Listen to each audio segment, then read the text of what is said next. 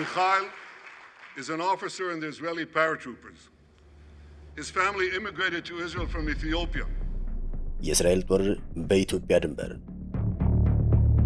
ለእስራኤል የሚዋጉት ኢትዮጵያን ጉዳይ አያላን ተመኝተውት ያልፈጸሙትን ኔታንያሁ በወራት ውስጥ አድርገውታል። ላመኑበት ነገር ወደ ኋላ የማይሉና ጦር ወዳጅ ናቸው በሚል በብዙዎች የሚገለጹት የእስራኤሉ ጠቅላይ ሚኒስትር ቤንያሚን ኔታንያሁ ጦራቸውን በኢትዮጵያ ድንበር ማስፈር ጀምረዋል ነው የተባለው። ትውልደ ኢትዮጵያን ወታደሮች ደግሞ ለሐርጌሳ ኦፕሬሽን የቤት ሥራ ተሰጥቷቸዋል። ሌላ ኃያሉ አሜሪካ ሆነች ታላቋ ብሪታንያ አንድ ጊዜ ሞቃዲሾ ሌላ ጊዜ ደግሞ ሐርጌሳ እንዳሻቸው ቢፈነጩም ለሶማሌላንድ ዕውቅና አልሰጡም፣ ጦራቸውንም በግልጽ አላሰፈሩም ነበር። የኢትዮጵያን የባህር በር ጥያቄ ተከትሎ የመካከለኛው ምስራቅ ሀገራት ትኩረትን የሳበው የአፍሪካ ቀንድ የቱጃሮች ቀጣይ መፋለሚያ እንደሚሆን እየተነገረ ይገኛል።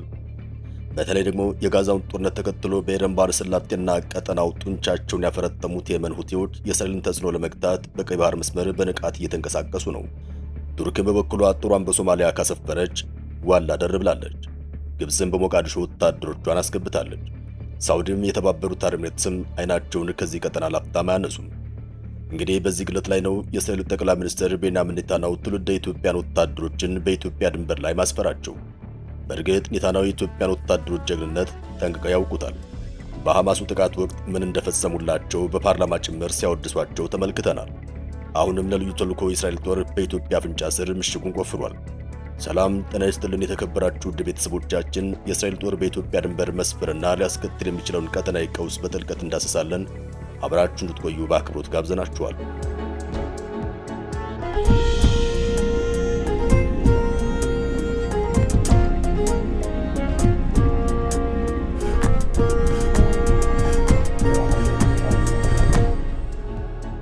ለእስራኤል የሚዋጉት ኢትዮጵያውያን።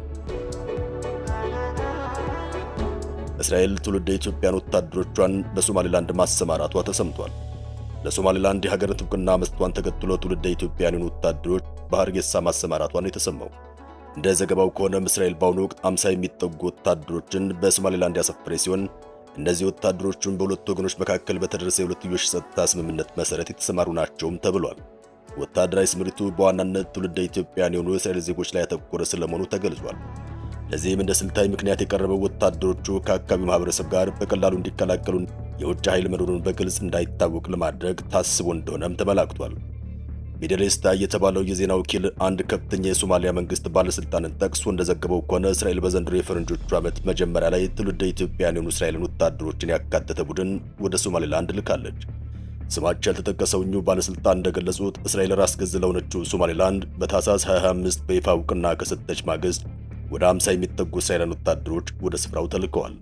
ወታደሮቹ የተመረጡት ከአፍሪካን ወገን በተለይ ደግሞ ከኢትዮጵያ ማህበረሰብ ሲሆን ይህም የሆነው የአካባቢው ማህበረሰብ በቀላሉ መምሰል ትኩረት ላለመሳብ እንደሆነም ተገልጿል።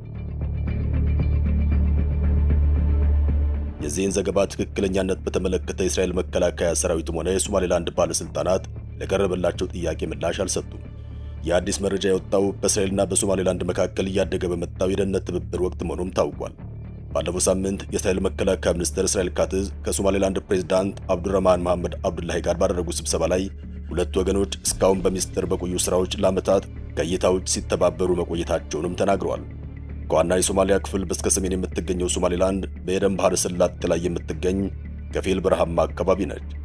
ሶማሌላንድ በስተ ሰሜን ከጅቡቲ፣ በስተ ምዕራብ ደግሞ ከኢትዮጵያ እንዲሁም በስተ ደቡብ ምስራቅ በኩል ከሶማሊያ ፑንትላንድ ግዛት ትዋሰናለች። ሶማሌላንድ ከፑንትላንድ ጋር በሚያዋስናት ሰፊ ግዛት ምክንያት የይገባኛል ውዝግብ ውስጥ ስትሆን አልፎ አልፎ ግጭቶች ሲያጋጥሙ ቆይተዋል። የሶማሊያ ወታደራዊ መሪ የነበሩ ሲያድ ባሬ በአውሮፓውያኑ 1991 ከስልጣን ከተወገዱ በኋላ ነፃ ሀገር መሆኗን አውጃለች። ሶማሌላንድ የነፃ ሀገርነት ፍላጎቷን ይፋ ያደረገችው በዚያድ ባሬ መሪነት ዘመን ነፃነታቸውን ለማግኘት ሽምቅ ውጊያ ሲያካሂዱ የነበሩ ታጣቂዎች የረጅም ዓመታት የትጥቅ ትግል ካደረጉ በኋላ እንደሆነ ይነገራል። በዚያ የሶማሊያ እርስ በርስ ግጭት በሺዎች የሚቆጠሩ ሰዎች ሲገደሉ በርካታ ከተሞች ደግሞ ወድመዋል። ምንም እንኳን ከየትኛውም የዓለም ሀገር ዕውቅና ባታገኝም ሶማሌላንድ የራሷ ፖለቲካዊ ስርዓት፣ የመንግስት ተቋማት፣ ወታደራዊና የፖሊስ ኃይል እንዲሁም የራሷ መገበያ ገንዘብ እንዳላት ይታወቃል። ከዚህ ቀደም በታሪኳ ዘለግ ላለ ጊዜ በብሪታንያ ሞግዚትነት ስትተዳደር የነበረችው ሶማሌላንድ ላለፉት 3 አስርት ዓመታት በሶማሊያ የሚካሄደውን ጦርነትና ግጭት ሁሉ ማምለጥ ችላለች። የእስራኤል የሀገርነት ዕውቅና የእስራኤል እርምጃ በመላው አፍሪካ በተለይ በአፍሪካ ቀንድ ብሎም በአረቡ ዓለም ውስጥ ከፍተኛ የጂኦፖለቲካ ለውጥ ሊያስከትልና ዲፕሎማሲያዊ ሽኩቻ ሊፈጥር የሚችል ነው ብለው በርካታ ተንታኞች ይናገሩ ነበር። ከሶማሌላንድ አንጻር ዕውቅና ሶማሌላንድ ከሌሎች ሀገራት ተመሳሳይ ዕውቅና እንድታገኝ በር ሊከፍትላት ይችላል። እስራኤልም እዚህ ውሳኔ ላይ ከመድረሷ በፊት ከተወሰኑ የአፍሪካ የመካከለኛው ምስራቅና የምዕራባውያን አገራት ይሁንታ ለማግኘት ጥረት አድርጋ ሊሆን እንደሚችል መገመት አይከብድም። ከሶማሊያ አንጻር ሶማሌላንድ ዕውቅና ማግኘቷን አልሸባብ ይበልጥ ሶማሊያውያንን ለማነሳሳት ሊጠቀምበት ይችላል ብለው የሚሰጉ ወገኖች በርካታ ናቸው። ይህ ከሆነም ጉዳዩ ሶማሊያን ጨምሮ የባሰ የቀጠናውን አለመረጋጋት ሊያስከትል የሚችልበት ዕድል ዝግ አይደለም። ራስ ገዞቹ ፑንትላንድና ጁባላንድ ከሞቃዲሾ ጋር በገቡበት ፖለቲካዊና ሕገ መንግሥታዊ ውዝግብ ሳቢያም ከፌዴሬሽኑ ለጊዜው በወጡበት ሁኔታ ውስጥ ሶማሌላንድ ዕውቅና ማግኘቷ ሁኔታውን ለሶማሊያ ይበልጥ አስቸጋሪ ያደርገዋል። ፑንትላንድ ከሶማሌላንድ ጋር የነበራትን ቁርሾ አርግባ የጸጥታ ትብብር እስከ መፈጸም ደርሳለች። ከአፍሪካ ቀንድ የሶማሊያን ዕውቅና ማግኘት ኢትዮጵያ ከሶማሌላንድ ጋር የፈጸመችውን የባህር በር ስምምነት እንዲያንሰራራ ሊያደርገው እንደሚችልም ተንታኞች ይናገራሉ። ኢትዮጵያ የሶማሊያን የግዛት አንድነት ለማክበር ብትስማማም የባህር በር ስምምነቱን ስለመሰረዟ ግን በይፋ ያለችው ነገር የለም። በቀጠናው ከሶማሌላንድም ከሶማሊያም ጋር ዲፕሎማሲያዊ ግንኙነት ሲያደርጉ የቆዩት በዋናነት ኢትዮጵያና ኬንያ ናቸው። በአንጻሩ ኤርትራ፣ ሱዳንና ጅቡቲ ግንኙነታቸውን ከሞቃዲሾ ጋር አድርገው ቀጥለዋል። በተለይም ሱዳን ጠንካራ ጸረ እስራኤል አቋም በማራመድ ትታወቃለች። ጅቡቲ የምትሆን ሶማሌላንድ ወደፊት የሀያላን ሀገራት ዕውቅና ካገኘች በወደብም ሆነ በወታደራዊ ጦር ሰፈርነት እንዳትቀናቀናት ስጋት አላት። የአፍሪካ ህብረት አንዱ አጣብቂኝ እንደ አውሮፓውያን አቆጣጠር በ2005 በሶማሌላንድ ዕውቅና ጥያቄ ዙሪያ ጥናት እንዲያደርግ ወደ ግዛቷ የላከው ልዑክ ባወጣው ሪፖርቱም የሶማሌላንድ ጥያቄ በታሪክ ለየት ያለና በአፍሪካ ፖለቲካዊ ታሪክ ውስጥ አሳማኝነት ያለው በማለት የደመደመ መሆኑ ይታወሳል። ሶማሊያና ሶማሌላንድ ውህደቱን በህጋዊ መንገድ እንዳላጸደቁ ልዑኩ በሪፖርቱ ላይ ያሰፈረ ሲሆን ሶማሌላንድ የዲሞክራሲያዊ መንግስትነት መሰረቶችን በመጣሏም ህብረቱ የግዛቱን ጥያቄ የሚያስተናግድበት ልዩ ዘዴ እንዲያፈላልግ ምክረ ሐሳብ አቅርቧል። ሆኖም ህብረቱ ይህን የራሱን ድምዳሜ ችላ ብሎ የእስራኤልን ዕውቅና ማውገዝ ፖለቲካዊ እንጂ ህጋዊ መሰረት የለውም በማለት የሚተቹ ወገኖች አሉ። ከሶማሊያ የተነጠለችውን ሶማሌላንድ በእስራኤል የመጀመሪያን ዕውቅና ካገኘች ከ6 ወራት በኋላ በኢየሩሳሌም ኤምባሲዋን ከሳምንት በፊት መክፈቷ ይታወሳል። የዲፕሎማቲክ ተልዕኮ ይፋ የሥራ ጉብኝት እያደረጉ ባሉበት የአገሪቱ ፕሬዝዳንት አብዱራህማን መሐመድ አብዱላሂም በምዕራብ ኢየሩሳሌም ተመርቆ ተከፍቷል። ከፕሬዝዳንቱ ጋር የተነጋገሩት ጠቅላይ ሚኒስትር ቤንያሚን ኔታንያሁም በህዝቦቻችን መካከል ጥልቅ መንፈሳዊ ግንኙነት አለ ሲሉ ተደምጠዋል። ይሁን እንጂ ሶማሌላንድ የግዛቱ አካል አድርጋ የምትመለከታት ሞቃዲሾ በሰሜን ሶማሊያ ከተገንጣይ አስተዳደር ጋር የሚደረግ ግንኙነት ሉዓላዊነትን እንደጣሰ ይታያል ብላለች።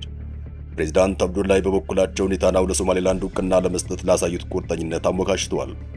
በዋናነት በቀይ ባህር አፍንጫ ላይ የሚገኘው የሶማሌላንድን የተፈጥሮ ሀብት በተለይ እንቁ ማዕድናትና ነዳጅ ለማልማት በትብብር የመስራት ዕድልን አንስተው አጋርነቱን ስልታዊ ሲሉ ገልጸውታል። ለእስራኤል አጋርነቱ በቁልፍ ቀጠና የተረጋጋ አጋርነት ታገኝ ያደርጋታል።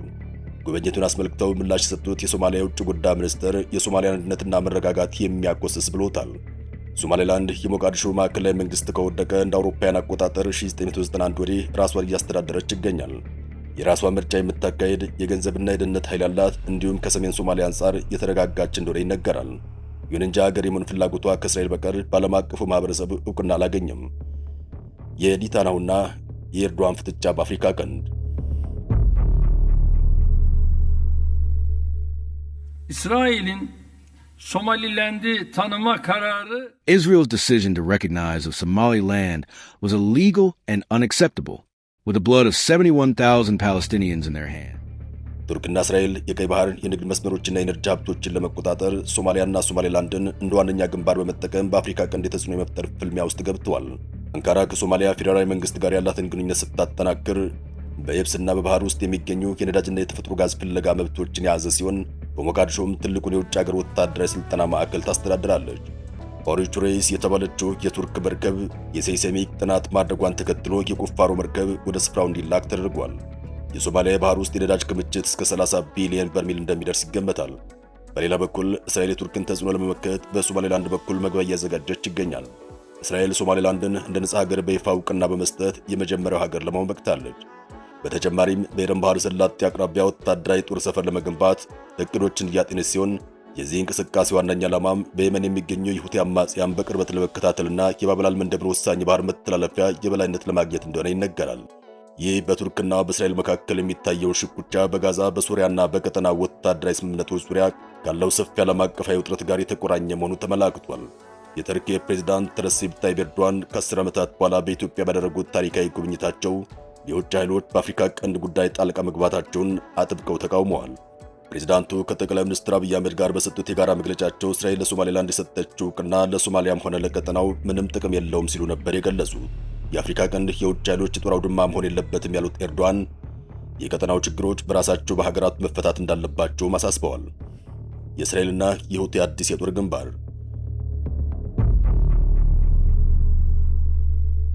We track the latest coming in regarding the West Asia war. Big breaking news coming in this minute. Yemen's Houthi group has issued a new statement. The Houthi is saying they have conducted a joint operation with Iran and Hezbollah. ሁቲዎች በቀይ ባህር ላይ የሚያደርጉትን የመርከብ እንቅስቃሴ የሚያውኩ ከሆነ የንግድ መስመሮች ከማስተጓጎል ባሻገር በቀጠናው የጸጥታ ስጋቶች የሚያሳድሩ ሲሆን የኢኮኖሚ ቀውስን ያባብሳሉ ሲሉም የቀጠናው ተንታኞች ይናገራሉ። እስራኤል በሐማስ ተፈጸመብኝ ባለችው ጥቃቷ ምላሽ ላይ በጋዛ ለ2 ዓመታት ያካሄደችውን የማያባራ ጥቃት ተከትሎ የሁቲ አማጽያን በርካታ ድሮኖችንና ሚሳኤሎችን ወደ እስራኤል ማስወንጨፋቸው ይታወሳል።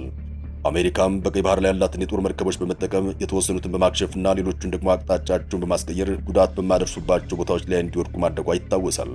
ሁቲዎች ተቆጣጥሯቸው በሚገኙ ከየመን የባህር ዳርቻዎች በሚያስወነጭፏቸው ባለስቲክ ሚሳኤልና ድሮኖች በቀይ ባህር በኩል የሚያልፉ መርከቦችን ኢላማ እንደሚያደርጉ ይታወቃል። በዚህ ሳቢያም የዓለማችን ታላላቅ የመርከብ ጭነት ማጓጓዣ ተቋማት የመርከቦቻቸውን ጉዞ አቅጣጫ በመቀየር በደቡብ አፍሪካ በኩል በመዞር ረጅም የባህር ላይ ጉዞ ማድረግን ምርጫቸው አድርገው ታይተዋል። በመካከለኛው ምስራቅ የአሜሪካ ወታደራዊ ዘመቻን የሚመራው ማዕከላዊ ዕዝ ወይም ሴንትኮም ሁቲዎች በቀይ ባህርና በእስራኤል ላይ ለሚፈጽሟቸው ጥቃት ሙሉ በሙሉ የሚደገፉት በኢራን መሆኑን አሳውቋል። ሁቲዎች አሁንም ለኢራን ያላቸውን አጋርነት ለማሳየት በቀይ ባህር የሚያልፉ መርከቦችን ኢላማ እንደሚያደርጉ መዛታቸው እንዲሁ። ይህን ተከትሎም የአውሮፓ የባህር ጉዞ ደህንነት ተቋም መርከቦች ከየመን የባህር ክልል እንዲርቁ አሳስቧል። የአውሮፓ ህብረት የባህር ትራንስፖርት ደህንነት ተቋም በንግድ መርከቦች ላይ ጥቃት ሊፈጸም ስለሚችል በተለይ ከቀይ ባህርና ከኤደን ባህር ሰላጤ እንዲርቁ አስጠንቅቋል። የአውሮፓ ህብረት የባህር ኃይል ተልዕኮ ጨምሮ እንዳስጠነቀቀውም ከአሜሪካና ከእስራኤል ጋር ግንኙነት ያላቸው የንግድ መርከቦች ያለው ስጋት ሲቀንስ ድረስ ከየመን ባህር ክልል መራቅ ለደህንነታቸው ጠቃሚ መሆኑን መክሯል። የደህንነት ተቋሙ ባወጣው ሪፖርቱ ላይ በቀይ ባህር ላይ የሚተላለፍ ከእስራኤል ጋር ግንኙነት ያላቸው መርከቦች የስጋት ደረጃው ከፍ ያለ ሲሆን ሌሎች ደግሞ በመካከለኛ የስጋት ደረጃ ይገኛሉ ብሏል። በአውሮፓውያኑ መጋቢት 11 ብሉምበርግ ባወጣው ዘገባው እስራኤልና ሶማሌላንድ የደህንነት ስምምነት ለመፈራረም ውይይት እያደረጉ መሆኑን፣ ንግግሩም በርበራ አቅራቢያ ለእስራኤል ይዞታ መስጠትን እንደሚያካትት መግለጹ አይዘነጋም። እስራኤል የሁቲ አማጽያንን ለመታገል በቀይ ባህር ዳርቻ ሶማሌላንድ ውስጥ የጦር ሰፈር ልትገነባ እንደምትችል ዘገባው ጠቁሟል። እስራኤልን እንደ ዋና ጠላት የፈረጀው ይኸው ኃይል ቴል አቪቭ በፍልስጤማውያን ላይ የምታደርገውን ጥቃት ካላቆመች በቀይ ባህር የእስራኤልና የአጋሮቿ መርከቦች ዝር አይሉም ካለም ዋላ ደር ብሏል። በተለይም በኤደን ባህር ሰላጤ ባብ አል-መንደብ በኩል መርከቦች እንደ ልብ እንዳይንቀሳቀሱ አድርገዋል። በዓለም ላይ ያሉ ከሚባሉ 10 የውሃ አካላት መተላለፊያዎች ውስጥ ሁለቱም ማለትም ባብ አል-መንደብን በደቡብ ስዊዝ ቦይን በስከ ሰሜን ላይ ያዘው ቀይ ባህር ፖለቲካ አስቸጋሪ ሁኔታን የፈጠረ አድርጎታል። የሁቲ ለወራት የዘለቀ ጥቃት ሁቲ ከዓመታት በፊት በቀይ ባህር በከፈተው ዘመቻ መርከቦች በደቡብ አፍሪካ በኬፕ ኦፍ ጉድ በኩል ጉዟቸውን እንዲያደርጉ አስገድዷል። ጉዟቸውንም እስከ 15 ቀናት ያራዘመባቸው ሲሆን ግብፅም ከስዊዝ ቦይ ከምታገኘው $4 ቢሊዮን ግማሹ እንደቀነሰባት የሚዘነጋ አይደለም። ካይሮ ከዚህ ካናል እስከ $10 ቢሊዮን ገንዘብ በዓመት የምታገኝ ሲሆን በአሁኑ ሰዓት ግን ከ40 እስከ 50 በመቶ በሁቲዎች ምክንያት ገቢዋ ቀንሶባታል። የግብፁ ፕሬዝዳንት አብዱል ፈታህ አልሲሲ ትናንት በሰጡት ጋዜጣዊ መግለጫቸው በአንድ ወር እስከ $800 ሚሊዮን አጥተናል ማለታቸውን ይህን ያሳያል። ከዚህ አንጻር ነው ሁቲ ከቀይ ባህር እስከ እስራኤል ጫፍ መፍጠር የሚያስችል ስትራቴጂካዊ ቀጠና ላይ የሚገኘው የሚባለው። ሁቲ በእስራኤል ላይ ጥቃት ሲሰነዘር የሚጠብቀው አጸፋም የከፋ ሊሆን እንደሚችል መረጃዎች ያሳያሉ። እስራኤል በሆዴዳ የወደብ ከተማ ላይ በተደጋጋሚ ያደረሰቻቸው ጥቃቶችም የዚህ ማሳያ ናቸው። አሜሪካም ብትሆን የኤዥያን ቀጠና ጨምሮ መካከለኛው ምስራቅን የሚያከልለውን ማዕከላዊ ዕዟን ማለትም ሴንትኮም ካንቀሳቀሰች ውጥረቱ በቀላሉ የሚታይ አይሆንም። በተለይ ሴንትኮም የ21 ሀገራትን እንቅስቃሴ ግምት ውስጥ የሚያስገባ በመሆኑ ሁቲን ዋጋ አስከፍልም ለማለት ያዳግታል። ከኢራን የ1979 አብዮት በኋላም ፖለቲካዊ መግባባት የጠፋባቸው ኢራንና አሜሪካም ቢሆኑ ውጥረቱን በየራሳቸው ፍላጎት ልክ ሊያባብሱት እንደሚችሉም ተንታኞች ስጋታቸውን ያስቀምጣሉ። ምንም እንኳን አያቶላ አሊ ካሜኒ ሁቲን አንደግፍም በሚል ቢሟገቱም ተኢራን ከአሜሪካ ጋር በኒውክሌር ጉዳዮች ላይ ለመደራደር ፍላጎት አለኝ በምትልበት አንደበቷም የሁቲን ጦር መሳሪያ ማስታጠቅ ስራዋ ሆኗል በሚል በዋሽንግተን ትከሰሳለች። የቀይ ባህርም ሆነ የመካከለኛው ምስራቅ ውጥረትን ለማርገብ እስራኤል በጋዛ የከፈተችውን ጦርነት ማቆም አለባት የሁቲ አቋም ነው። እስራኤል ለሶማሌላንድ ዕውቅና በሰጠች በሰዓታት ውስጥ የግብፅ የውጭ ጉዳይ ሚኒስትር ከሶማሊያና ከቱርክ ብሎም ከጅቡቲ አቻቸው ጋር ውይይት አድርገዋል። በውይይቱም የእስራኤል ውሳኔ በአፍሪካ ቀንድ አካባቢ ያለውን ውጥረት ያባብሰዋል በማለት ስጋታቸው መግለጻቸውም ተዘግቧል። የግብጽ የውጭ ጉዳይ ሚኒስትር ባወጣ መግለጫው እስራኤል ሶማሌላንድን እንደ ሉዓላዊ ሀገር ዕውቅና መስጠቷን የአራቱ ሀገራት ባለስልጣናት ሙሉ በሙሉ ውድቅ በማድረግ አውግዘውታል ብሏል። በተጨማሪም አገራቱ ለሶማሊያ ሉዓላዊነትና የግዛት አንድነት ያላቸውን ድጋፍ በማጠናከር በተናጠል የሚወሰዱ እርምጃዎች የሶማሊያ መረጋጋት በማናገጥ ትይዩ አካላትን የሚፈጥር ነው ሲሉ አስጠንቅቀዋል። ይህም ለአንዱ ሉዓላዊ ሀገር ግዛት ዕውቅና መስጠት ከዓለም አቀፍ ሕግጋትና ከተባበሩት መንግስታት ቻርተር አንጻር ያልነበረ ሁኔታን የሚፈጥር ነው ማለታቸውን በመግለጫው ተጠቅሷል። በዓለማችን መረጋጋታቸው በቀላሉ ሊናጋባቸው ከሚችሉ ቀጠናዎች መካከል አንዱ የአፍሪካ ቀንድ መሆኑን ፈንድ ፎር ፒስ የተባለው ተቋም ይገልጻል። እንደ ተቋሙ ከሆነ መረጋጋት ከራቃቸው የዓለማችን ቀዳሚ ሀገራት መካከል አንዷ መገኛው የአፍሪካ ቀንድ የሆነችው ሶማሊያ ነች። የተከበራችሁ ውድ ቤተሰቦቻችን ስለተከታተላችሁን ከልብ እናመሰግናለን። ጤና ይስጥልን።